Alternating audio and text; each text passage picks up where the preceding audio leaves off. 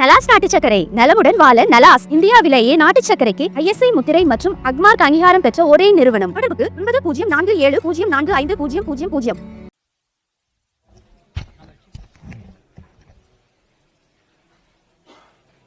मित्रों, जैसा कि अभी अनिल बलूच जी ने आपको बताया कि प्रधानमंत्री मोदी जी के नेतृत्व में हम 11 साल पूरे कर रहे हैं और उनके नेतृत्व में चलने वाला ये सरकार, उसके बारे में आज हम कोशिश करेंगे कि चर्चा करें, क्योंकि 10 साल 11 साल की अवधि को एक प्रेस कॉन्फ्रेंस में बांध देना ये बहुत ही कठिन काम है। लेकिन फिर भी जो विकसित भारत और विकसित भारत में अमृतकाल और अमृतकाल के लिए जो सेवा, सुशासन और गरीब कल्याण, इस पे जो समर्पित 11 साल प्रधानमंत्री मोदी जी के नेतृत्व में कार्य हुआ है, वह स्वर्ण अक्षरों में लिखे जाने वाला कार्य हुआ है। It should be written in golden words, in golden letters, क्योंकि जो काम हुआ है वह अकल्पनीय और अद्वितीय, और इस बात को हमको ध्यान में रखना चाहिए कि किस तरीके से प्रधानमंत्री मोदी जी ने देश की राजनीति की संस्कृति, पॉलिटिकल कल्चर, देश के राजनीतिक संस्कृति, पॉलिटिकल कल्चर को उन्होंने परिवर्तित किया है। देश 11 साल पहले तुष्टीकरण पर और तुष्टीकरण के साथ साथ समाज को खंडित करके अपनी कुर्सी को सेव करना, यह एक राजनीतिक संस्कृति का तरीका बन गया था। लेकिन प्रधानमंत्री मोदी जी के आने के बाद जब मैं कहता हूं कि he change the political culture of the country, तो politics of performance, responsive government, responsible government, एक जिम्मेवार सरकार, एक जवाबदेह सरकार, और इसके साथ साथ हम ये कहेंगे कि पॉलिटिक्स ऑफ रिपोर्ट कार्ड, यानी हम अकाउंटेबल गवर्नमेंट, जो हम काम कर रहे हैं उसको हम जनता के सामने अकाउंट करते हुए चीजों को रखें।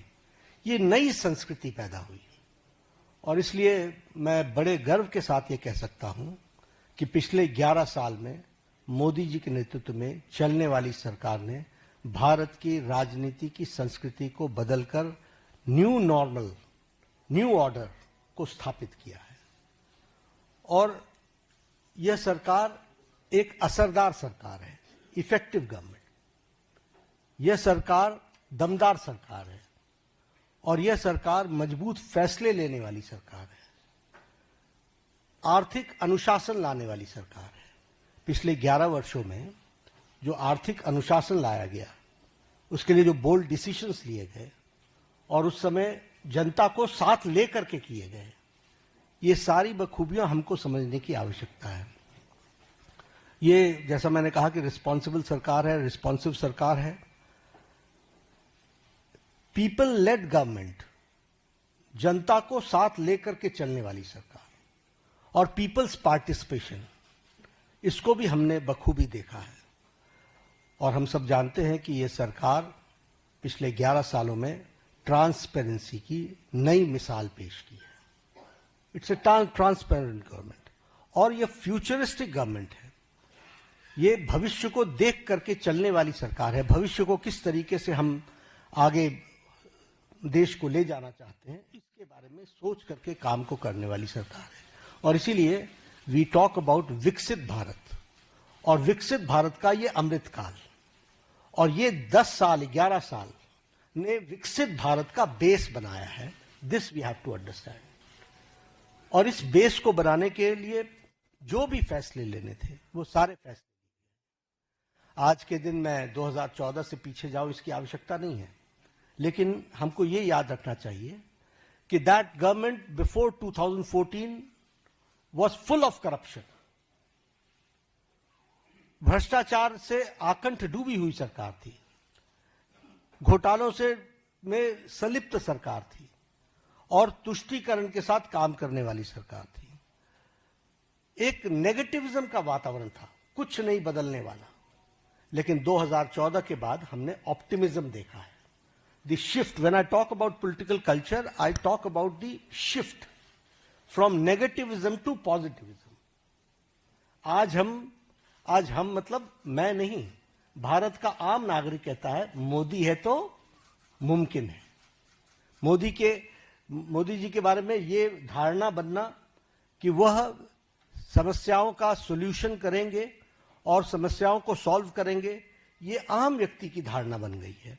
और इसीलिए हम ये भी कह सकते हैं कि ऑप्टिमिज्म में विकास, आविष्कार और नवाचार, ये तीनों चीजें जुड़ी हैं।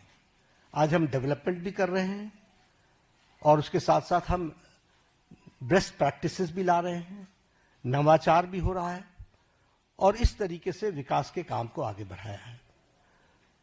अगर मैं मोदी जी के शब्द में बताऊं तो उन्होंने कहा है कि this decade will prove to be the base of the development of the future विकसित भारत। और इसी काम को लेकर के जो हम लोगों ने उनके नेतृत्व में जो उन्होंने नीतियां दी, परफॉर्म, ट्रांसफॉर्म, रिफॉर्म, इसको हर पॉलिसी में हम सबको देखने को मिलता है, हर नीति में हमको देखने को मिलता है। एवरी पॉलिसी आप देखेंगे तो इट्स डिफरेंट। पुरानी पॉलिसीज में भी जो चेंजेस आई हैं वो इसलिए कि रिफॉर्म चाहिए और उसी के साथ साथ हमको ट्रांसफॉर्म करना है और इसके लिए परफॉर्म करना है।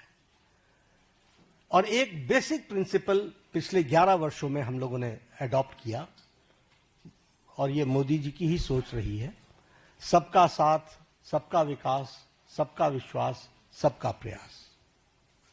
बहुत चैलेंजेस भी आते हैं लेकिन उसके बावजूद भी अंडरलाइनिंग प्रिंसिपल हमारा बड़ा स्पष्ट रहा है। अब मैं अगर बोल्ड डिसीजंस की बात करूं तो मैंने कहा कि इतने एक प्रेस कॉन्फ्रेंस में 11 वर्षों के बोल्ड डिसीजंस बता देना ये मेरे लिए बहुत कठिन होगा, लेकिन आर्टिकल 370 को एब्रोगेट करना, पॉलिटिकल नैरेटिव बन चुका था कि दिस इज नॉट पॉसिबल, देश मान चुका था कि दिस इज नॉट पॉसिबल, और वो आर्टिकल 370 धाराशाही हुआ और एब्रोगेट हुआ, वो हम सबको पता है। और आप ही सोचिए, जम्मू कश्मीर के इलेक्शंस को आप कहते थे महज फॉर्मेलिटी है, आप ही लोग कहते थे, सब लोग। लोकसभा में टर्नआउट 58.46% रहा और विधानसभा JNK के इलेक्शन में turnout was 63%। This is the change and this is the result of the bold decision taken.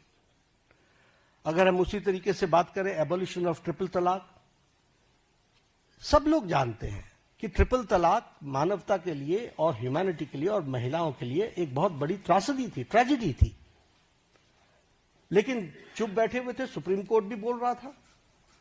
लेकिन यह बोल्ड डिसीजन लेना और ट्रिपल तलाक को समाप्त करना, जबकि इस्लामिक कंट्रीज में और हमारे नेबरिंग कंट्रीज में कहीं भी ट्रिपल तलाक नहीं है। Bangladesh, Pakistan, Afghanistan, Syria, Iran, Iraq, Malaysia सब डोमिनेटेड मुस्लिम देश रहे हैं और इस्लामिक देश रहे हैं, लेकिन यहां भी ट्रिपल तलाक नहीं था और हमारे यहां ट्रिपल तलाक चल रहा था। एक बोल्ड डिसीजन लिया गया। उसी तरीके से enactment of the new Waqf act हम लोग डिस्कशन कर रहे हैं। वी नो किस तरीके से एक नैरेटिव बनाने का प्रयास हुआ, लेकिन in the interest of the nation, देश के इंटरेस्ट में और उस कम्युनिटी के इंटरेस्ट में वक्फ बोर्ड बनाने की न्यू एनैक्टमेंट की आवश्यकता थी, वो बोल्ड डिसीजन लिया गया। उसी तरीके से सिटीजन्स अमेंडमेंट एक्ट, उसी तरीके से डीमोनेटाइजेशन, उसी तरीके से मोर देन 3 डिकेड्स हम विमेन रिजर्वेशन की तरफ नहीं बढ़ पाए, लेकिन 33% विमेन रिजर्वेशन देने का काम प्रधानमंत्री मोदी जी के नेतृत्व में हुआ। और उसी तरीके से अगर हम देखें इकोनॉमिक डिसिप्लिन के लिए, इकोनॉमिक डिसीजन में भी बहुत गहरी सोच के साथ जो आर्थिक जगत को बहुत तीव्र गति से आगे खड़ा कर सके, इसके लिए निर्णय लिए गए।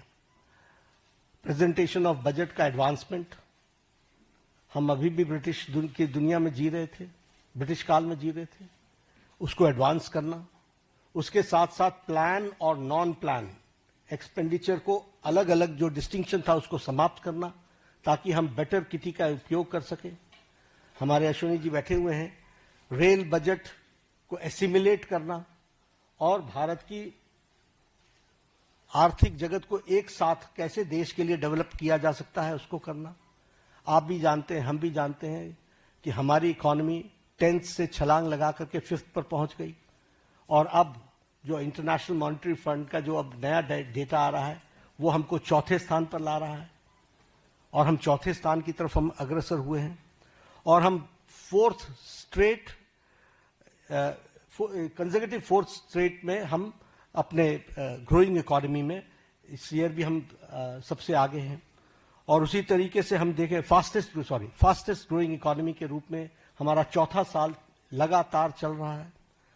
Per capita income has increased by 67%, foreign exchange reserves has increased by 135%, exports at the record of to the US dollars is 825 billion. Gross FDI rise is 106%. Taxpayers का बेस बहुत इंक्रीज हुआ है, वो 127%, और उसी तरीके से ग्रॉस डायरेक्ट टैक्स कलेक्शन ये भी 238% का इंक्रीज हुआ है। अगर एजेंसीज की बात करें तो bright spot international monetary fund Bharat की इकोनॉमी को IMF बोलता है, वर्ल्ड बैंक हमारे को fastest growing economy, major economy in the world कहता है, और वर्ल्ड इकोनॉमिक फोरम हमको वो कहता है कि India is all set for as a primary engine of the global economic growth in 2025 and 26। यानी सारी विपरीत परिस्थिति में भारत की इकोनॉमी सुदृढ़ और सक्षम तरीके से आगे बढ़ रही है, ये हमको ध्यान में रखना चाहिए। जब हम रिस्पॉन्सिव गवर्नमेंट की बात करते हैं तो प्रोएक्टिव डिसीजंस एक नहीं अनेकों हुए, और राहत के काम में तो हम प्रधानमंत्री मोदी जी कभी पीछे नहीं रहे। फिर चाहे बात ऑपरेशन गंगा की हो और सिटीजन्स को यूक्रेन से लाने की बात हो, प्रोएक्टिव होकर के किसी और देश ने अपने सिटीजन्स की चिंता नहीं की, लेकिन इंडिया ने, और इंडिया ही नहीं, इंडियंस के साथ साथ, इंडियन फ्लैग के साथ साथ कई दूसरे देश के लोग भी यूक्रेन से बाहर आए। तो यह एक पॉजिटिव नोट के साथ, उसी तरीके से हमारे वंदे भारत मिशन, जिसमें 67 लाख को लोगों को कोविड के दौरान भारत वापस, स्वदेश भारत वापस लाने का काम हुआ है। ऑपरेशन देवी शक्ति में अफगानिस्तान से लोगों को वापस लाए। ऑपरेशन राहत में येमेन से हम लगभग 5,000 जो हमारे इंडियन सिटीजन्स थे उनको लेकर के आए, और उनके साथ साथ 41 नेशंस के जो दूसरे सिटीजन्स भी फंसे हुए थे उनको भी, मोर देन 1000 उनको भी निकाल करके लेकर के आए। ऑपरेशन मैत्री में नेपाल में हम अर्थक्वेक में सबसे आगे रहे। We were the first to reach and land in Kathmandu, और हम लोगों ने राहत कार्य किया। और अगर मैं ऑपरेशन वैक्सीन मैत्री की बात करूं तो ये बार बार मैं याद दिलाना चाहता हूं कि मोर देन 150 कंट्रीज में हमने वैक्सीन को पहुंचाया, और हमने कोशिश की कम से कम 48 कंट्रीज को तो फ्री वैक्सीन दी गई है, और ये वैक्सीन मैत्री में भी हम प्रोएक्टिव रहे। कोविड मैनेजमेंट पर मैं जरूर बोलना चाहूंगा, क्योंकि जब मैं रिस्पॉन्सिबल और रिस्पॉन्सिव गवर्नमेंट की बात करता हूं, देखिए ये पेंडेमिक सारी दुनिया के लिए आया था। ये पेंडेमिक इस शताब्दी का सबसे बड़ा पेंडेमिक रहा, और इस पेंडेमिक में विभिन्न कंट्रीज ने अपने अपने तरीके से रिस्पॉन्ड किया, क्योंकि इसके रिस्पॉन्ड करने का कोई तरीका नहीं था, सबने अपने अपने तरीके से रिस्पॉन्ड किया। लेकिन जो मोदी जी के नेतृत्व में भारत ने जिस तरीके से कोविड को रिस्पॉन्ड किया, किसी कंट्री ने नहीं किया। और किसी कंट्री, हर एक जगह कोविड की लड़ाई सरकार ने लड़ी। भारत में मोदी जी ने कोविड की लड़ाई जनता के साथ मिलकर के लड़ा। वो उन्होंने जनता को साथ लेकर के चलने का तय किया और इसीलिए जनता कर्फ्यू। दूसरे देशों में लॉकडाउन के खिलाफ आंदोलन हो गए, वैक्सीनेशन न लेने के आंदोलन चले, लेकिन भारत अकेला देश है जिसने 220 crore double dose free of cost लगा करके world's largest and the fastest vaccination programme हुआ है। तो आप बताइए कि ये रिस्पॉन्सिबिलिटी और रिस्पॉन्सिव सरकार का किस तरीके से उसको पूरा करने का प्रयास हुआ है, ये मैं कोविड के बारे में जरूर बताना चाहूंगा। पिछले दशक में हमने समाज के सभी वर्गों की चिंता की है, फिर चाहे वो हमारे शेड्यूल कास्ट भाई हैं, फिर चाहे वो हमारे ओबीसी भाई हैं, फिर चाहे वो हमारे ट्राइबल भाई हैं, सबकी हमने चिंता की है। उनके लिए हर एक के लिए अलग अलग नीतियां, अलग अलग कार्यक्रम, स्कॉलरशिप्स इस तरीके से देने का काम भारत सरकार ने किया है। अब यहां पर मैं स्कीम्स गिनाना शुरू करूंगा तो एक घड़ी लग जाएगी, लेकिन all schemes dedicated to SC, ST और हमारे ओबीसी भाई, इनके लिए चिंता की गई। उसी तरीके से महिलाओं के लिए विशेष करके ध्यान देकर के विमेन लेड गवर्नमेंट, विमेन को आगे रख करके बढ़ाने का काम करना, यह काम भी हमारी सरकार ने बखूबी किया है। और जब हम ये विमेन की बात करते हैं, फिर हेल्थ के सेक्टर में आप ले लीजिए, right from conception to delivery, फिर डिलीवरी के बाद vaccination, all programmes have been taken by government of India, all programmes. उसी तरीके से मैटरनिटी लीव, उसको 12 से 26 वीक्स तक बढ़ाना विथ सैलरी, विथ पेमेंट, और उसके साथ साथ बच्चे पैदा होने पर उनको मातृवंदना में योजना के साथ फाइनेंशियली सपोर्ट करना, ये सारी चीजें बताती है। और उसी तरीके से अगर हम देखें तो महिलाओं को, फिर चाहे आपने देखा इसरो में भी जब तस्वीर आई, जब चंद्रयान पे उतरा था, तो सबसे ज्यादा आपको वहां पर साइंटिस्ट महिलाएं दिखी थी। अगर आप देखें तो पायलट्स बनाने से लेकर के, आर्मी में कमीशन देने से लेकर के, एनडीए में भर्ती से लेकर के, अभी एनडीए से भी पास आउट हो गए हमारे गर्ल स्टूडेंट्स, गर्ल कैडेट्स, सैनिक स्कूल में ऑल 73-76 हमारे जो सैनिक स्कूल्स हैं, 73 सैनिक स्कूल्स, उसमें उनको एडमिशन मिलना। इसके साथ साथ लखपति दीदी, और लखपति दीदी के साथ साथ हमारे सेल्फ हेल्प ग्रुप्स को प्रमोट करना। तो समाज के जो वर्ग जिनको थ्रस्ट देना चाहिए था, वो थ्रस्ट देने का काम 11 साल में हुआ है। एससी, एसटी, ओबीसी और हमारे महिला वर्ग को की मेन स्ट्रीमिंग करने का काम हुआ है। स्कीम्स के बारे में अगर मैं बात जैसे बार बार कर रहा हूं कि it will be very difficult for me कि मैं उनके आंकड़े रखने लगूं और स्कीम्स को रखने लगूं तो बड़ा लंबा समय चला जाएगा। जब मैं अकाउंटेबल गवर्नमेंट की बात करता हूं तो हमने अपनी रिस्पॉन्सिबिलिटी प्रधानमंत्री मोदी जी ने ली, गरीब कल्याण। अब ये गरीब कल्याण स्लोगन नहीं था, 70 साल से गरीबी हटाओ का नारा लेकर के हम नहीं चले रहे, हमने गरीब कल्याण करके दिखाया है। और आंकड़े इस बात के सबूत है कि 25 करोड़ लोग आज गरीबी की रेखा से बाहर आ चुके हैं। और ये मेरे आंकड़े नहीं हैं, ये आंकड़े नीति आयोग के हैं, ये आंकड़े इंटरनेशनल फोरम्स के, इकोनॉमिक फोरम्स के हैं। और उसी तरीके से extreme poverty has dropped by 80% decline. प्रधानमंत्री अन्न योजना, 80 करोड़ जनता को 5 किलो गेहूं या चावल देना, ये कोई छोटी घटना नहीं है। आवास योजना, आवास योजना में 4 करोड़ घरों को, आप ही जब अपने ट्रैवल करते थे गांव में तो आपको खपड़ैल के मकान दिखते थे, फूस के मकान दिखते थे, आज आपको पक्के घर दिख रहे हैं। जिस सड़क पर आप चलते थे वो हाईवे में, कभी आप हाईवे पर होते थे, कभी हाईवे से नीचे होते थे, अगर आपको उन दिनों की याद हो। आज आप जिस हाईवे पर चलते हो आपको खुद ही ध्यान में लेना पड़ता है कि अगर डाइवर्जन लेना है तो स्पीड इतनी है कि 2 किलोमीटर पहले से ध्यान में लेना पड़ता है कि I have to go left. ये आज हाईवे की स्थिति बन गई है। और इसी तरीके से अगर हम देखें, जैसे कहा 4 करोड़ मकान बने हैं और 3 करोड़ ये अगले 5 साल में और बनने हैं, उसका भी सैंक्शन हो चुका है।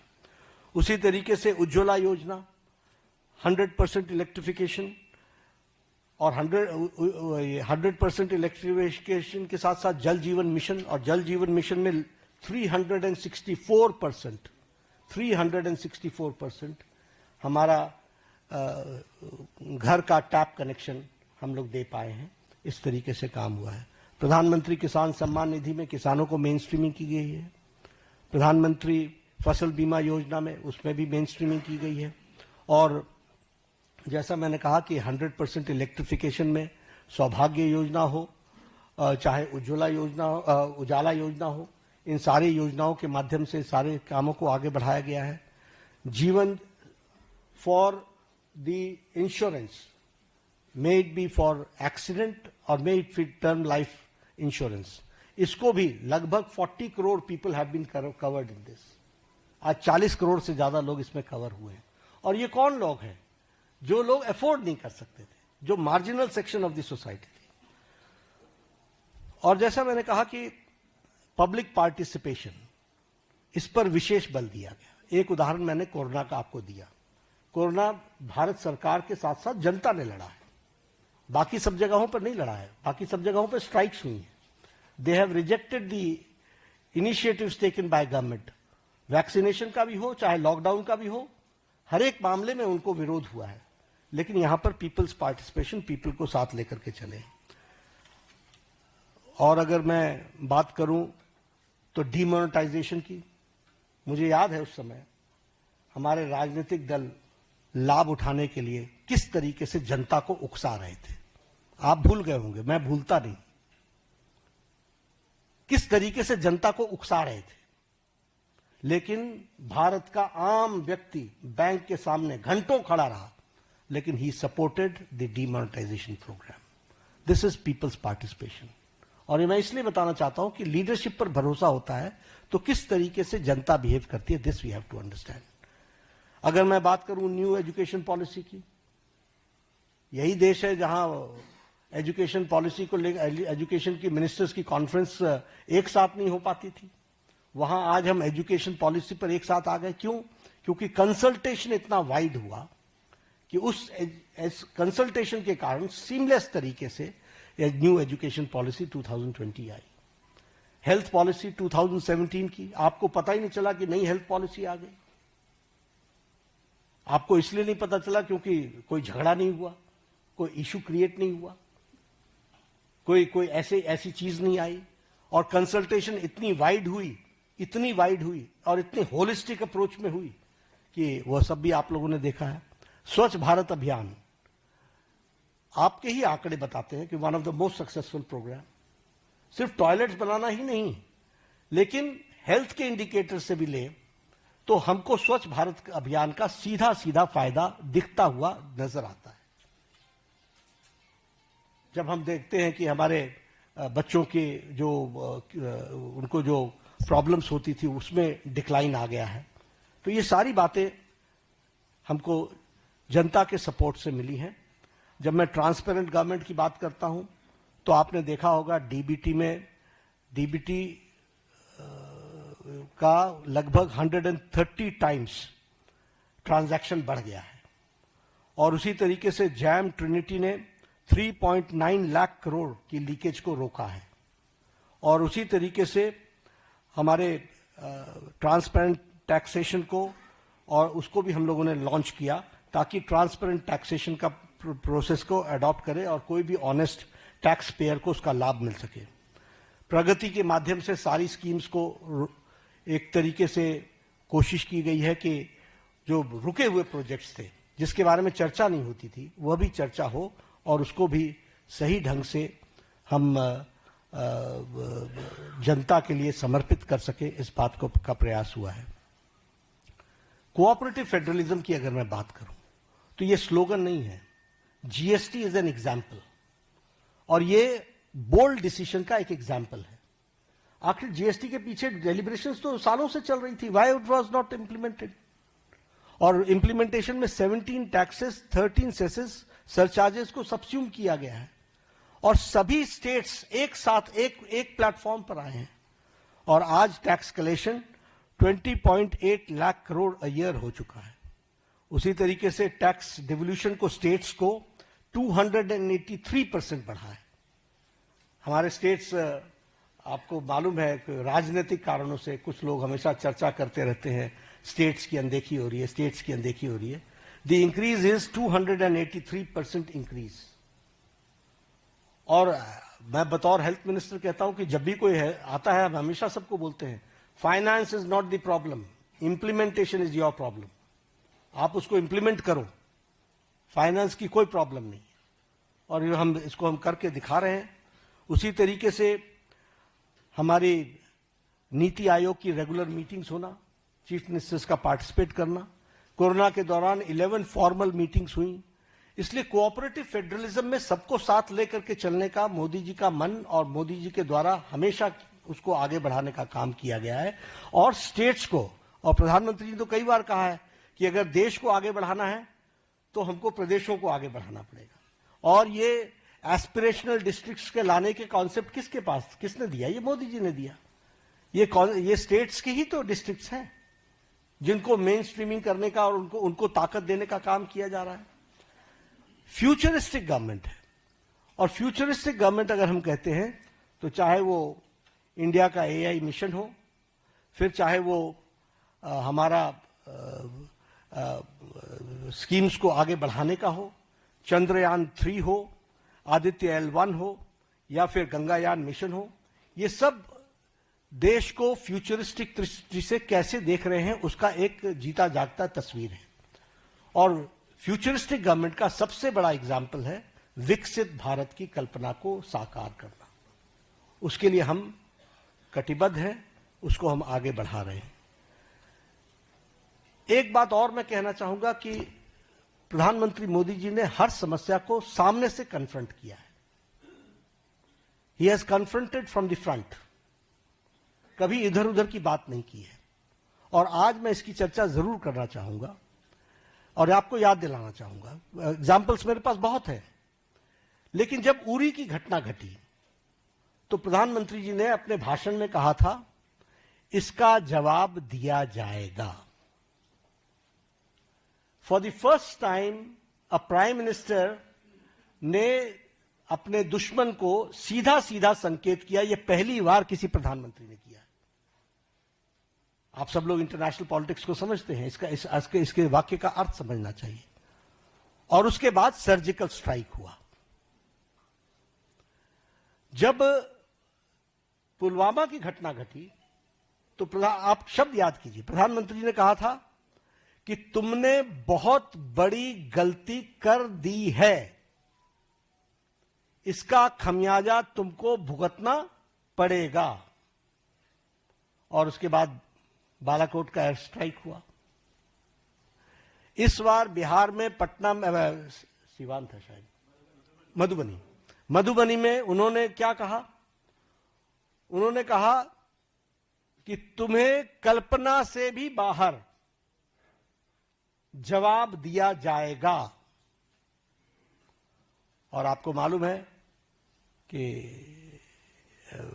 उनके ठिकाने, टेररिस्टों के ठिकाने और उनके एयरबेस सारे के सारे ध्वस्त कर दिए गए बियॉन्ड उनकी कल्पना से। तो और ये न्यू नॉर्मल बन गया है। This is the new normal. प्रधानमंत्री जी ने इस कन्फ्रंट करते हुए सामने से कहा है, एक स्पष्ट रूप में कहा है कि कोई भी टेररिस्ट घटना को एक्ट ऑफ वॉर समझा जाएगा। और साफ कहा है कि ये न्यूक्लियर वॉर की गीदड़ भभकी बंद करो। और साफ कहा है कि टेररिस्ट और टेररिस्ट को संरक्षण देने वाले में अंतर नहीं समझा जाएगा। तो हमें समझना चाहिए कि हम, चाहे वो कोरोना की घटना हो, चाहे वो टेररिज्म की घटना हो, किसी भी घटना को कन्फ्रंट इस सरकार ने पिछले 11 सालों में सामने से किया है और उसका मुंहतोड़ जवाब दिया है। अगर मैं लेफ्ट विंग टेररिज्म की लेफ्ट विंग एक्सट्रीमिज्म की बात करूं, नक्सलाइट्स की बात करूं, मैं 6 साल छत्तीसगढ़ का प्रभारी रहा हूं।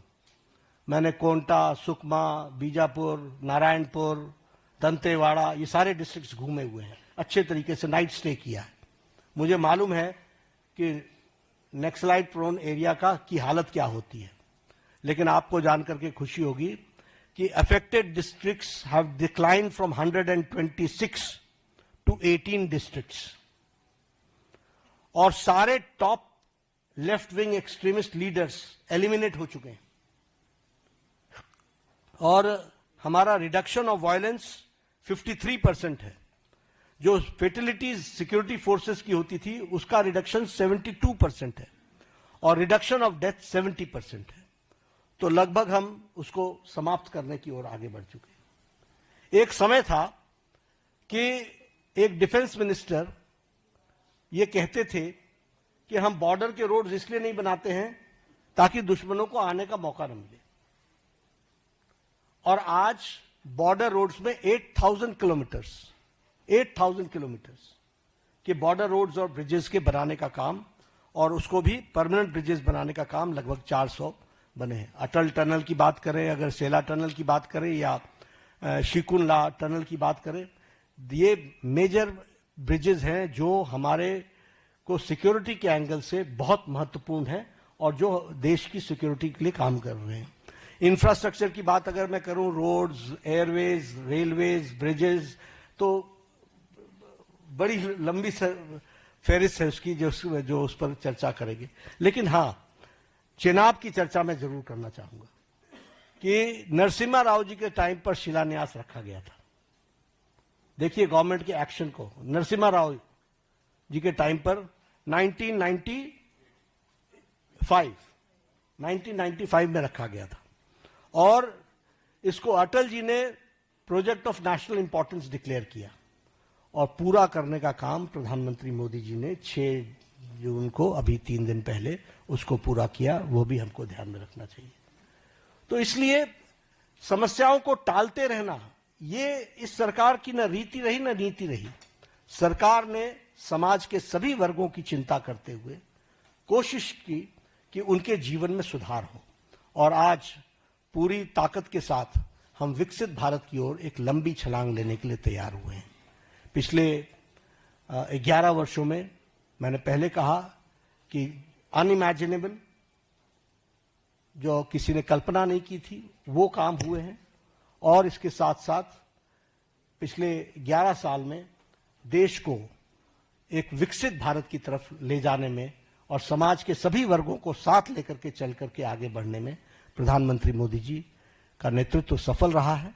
और आज 11 साल पूरे होने पर मैंने कोशिश की, it is very difficult to comprehend the whole work done in last 11 years, but I've tried to point out some major things, and I've tried to highlight the issues, the policies and programs जिनके माध्यम से इस कार्य को पूरा करने का काम प्रधानमंत्री मोदी जी ने किया है।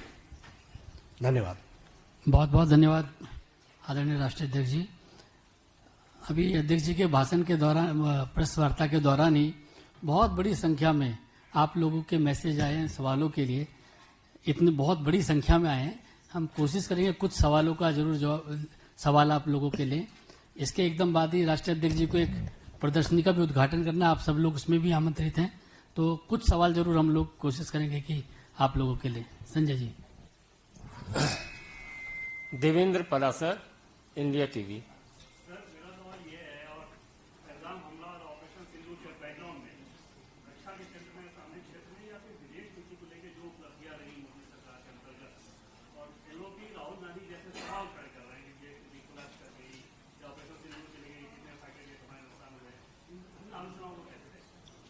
देखिए, मैं यही इसी तरीके से देखता हूं कि भगवान उनको सद्बुद्धि दे,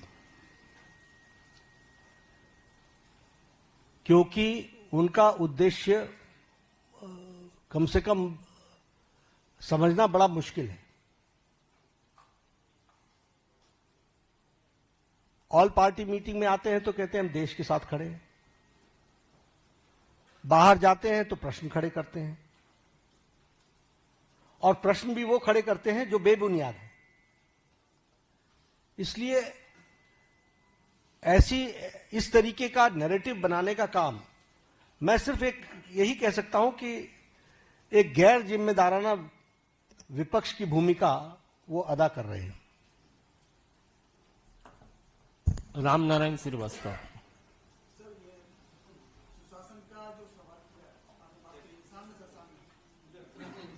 हाँ, राम नारायण।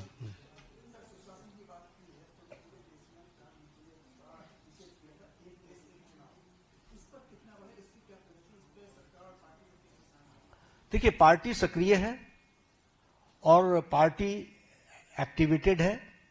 जनता में जनमानस बने, इसके बारे में चर्चा हो, ये पीपल्स मूवमेंट भी बने और इनैक्टमेंट भी हो। हम कमिटेड हैं। नीरज पांडे।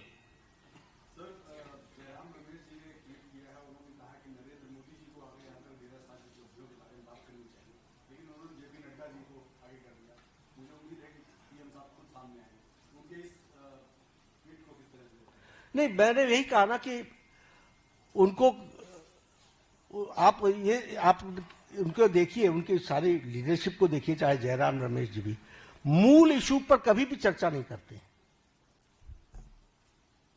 राष्ट्रीय अध्यक्ष आकर के प्रेस कॉन्फ्रेंस कर रहा है, ये गलत है क्या? सरकार के 11 साल पूरे हो रहे हैं और 11 साल पूरे होने पर पार्टी का जिस पार्टी का नेतृत्व है उसका अगर राष्ट्रीय अध्यक्ष एड्रेस करता है तो प्रॉब्लम क्या है? और जितना प्रधानमंत्री जी जनता से कन्वर्स करते हैं उतना तो शायद जयराम जी अपनी जिंदगी में किसी से बातचीत नहीं की हो। Akhilesh Singh, times of India.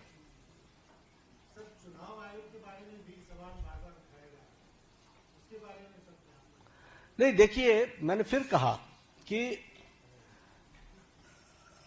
शब्द ही गैर जिम्मेदाराना है। आप हिमाचल जीत लेते हो, कर्नाटक जीत लेते हो, तब आपको कोई तकलीफ नहीं होती। आप जब चुनाव हार जाते हो तो ये तो बचपन में सुना था ना कि जब जीतने लगो तो हम बहुत अच्छे क्रिकेटर और हारने लगो तो अंपायर गलत है। तो ये कोई तरीका थोड़ी ना है, सोचने का भी कोई तरीका नहीं है। और मैं सच बताता हूं, I am very serious about it. आप देखिए, उन्होंने 4 बार प्रेस कॉन्फ्रेंस किया, चारों में चारों अलग अलग आंकड़े हैं। इतने वोट जुड़ गए, इतने वोट जुड़ गए, हर बार आंकड़े अलग अलग हैं। तो जो इतने कैजुअल अप्रोच के साथ इतनी बड़ी संस्था को अटैक करते हो, कांग्रेस पार्टी को सोचना चाहिए कि उनका नेतृत्व कैसा है, क्या कर रहा है, क्या सोच रहा है, उसके बारे में वो सोचे।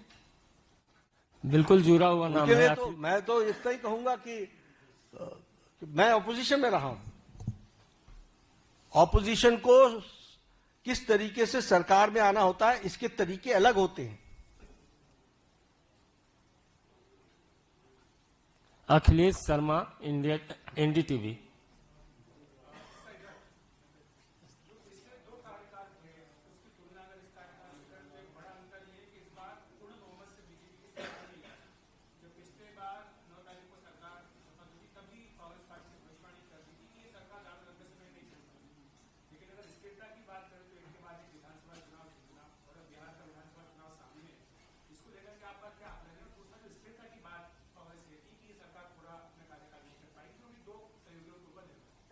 देखिए, एनडीए पूरा कार्यकाल भी करेगी और अगला कार्यकाल भी करेगी,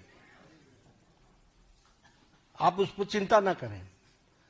दिक्कत यह है कि जिन लोगों को तकलीफ है वो तो हमेशा इस तरीके की बातचीत करते रहेंगे। उनको कोई देश आगे बढ़े, राष्ट्र आगे बढ़े, इसकी कितनी चिंता है, ये प्रश्नवाचक चिन्ह है। लेकिन इसकी चिंता है कि मेरी पार्टी कैसे आए, हम कैसे आए। तो ये उनका स्वाभाविक तरीका है, वो स्वाभाविक रूप से इस तरीके के षड्यंत्र रचने की कोशिश करते रहेंगे। हमारी सरकार मजबूत है और यह 5 साल भी और इसके अगले 5 साल भी पूरे अच्छे से चलेगी। बहुत बहुत धन्यवाद।